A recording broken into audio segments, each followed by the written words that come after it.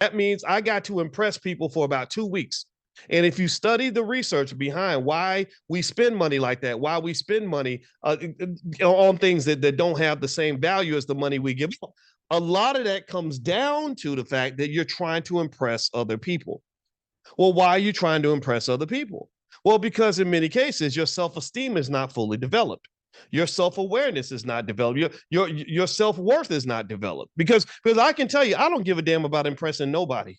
I want to impress you but make you happy because because we have a reciprocal relationship. We help each other. But I'm not gonna spend money trying to go out here and drive something nice just to impress other people. If I drive something nice, it's because I want to be comfortable, but I'm not gonna do that for other people. And that's something you grow into.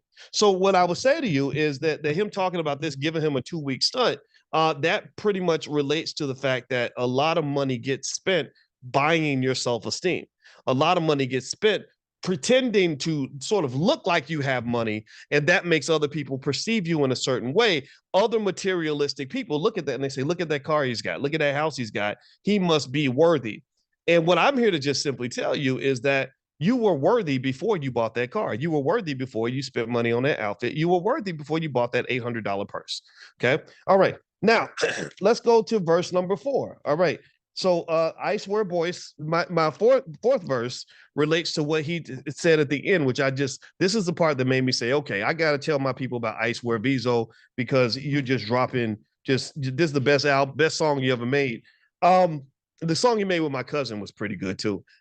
Dre Priest, that's my cousin's name. Anyway, so the trade deficit, what he talked about was this. He talked about, he said, wait a minute, my juice bar is 5 minutes away from the Rolls Royce dealership. He said, I went and spent all this money at their business, but they didn't spend not one nickel at my business.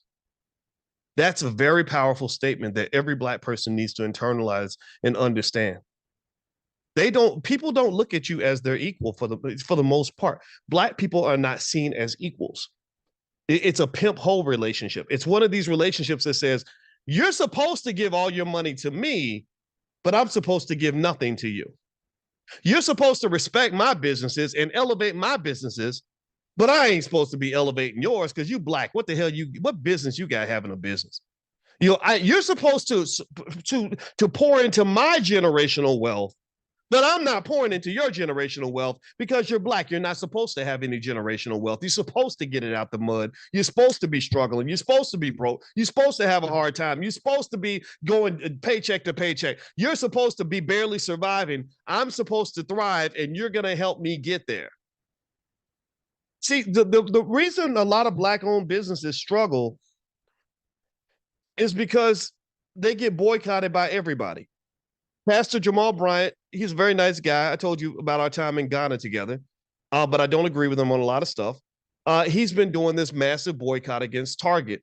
And I said, why are we boycotting Target?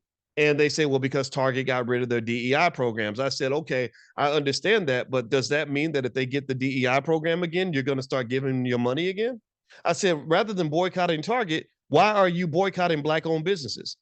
I mean, you've been boycotting Target for about 10 weeks, but you've been boycotting Black-owned businesses for 100 years.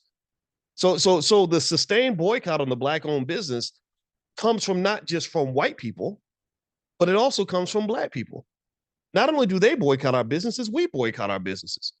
So if you're boycotting your own businesses, how in the world do you ever think you're ever going to have jobs and economic stability in your community when you don't even support the institutions that create the jobs?